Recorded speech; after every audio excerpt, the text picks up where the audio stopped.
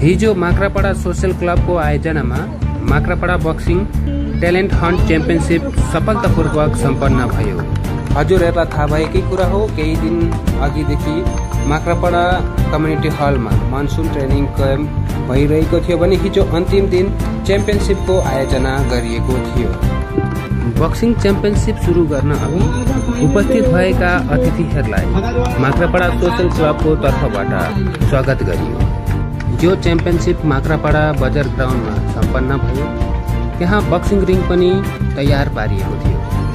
यस boxing championship गराउनमा मातरेहाट boxing युनिटबाट Makrapada social क्लबलाई सहयोग गरिएको थियो। यस च्याम्पियनसिपमा धेरै नानीहरूले भाग लिएका थिए भने यो च्याम्पियनसिप गराउनुको मुख्य उद्देश्य युवाहरूलाई खेलप्रति आकर्षित गरेर नशालु पदार्थहरूदेखि दूर राख्नु हो भनेर माक्रापाडा सोशल क्लबका अध्यक्ष मन्जे बङ्गारले बताउनुभयो।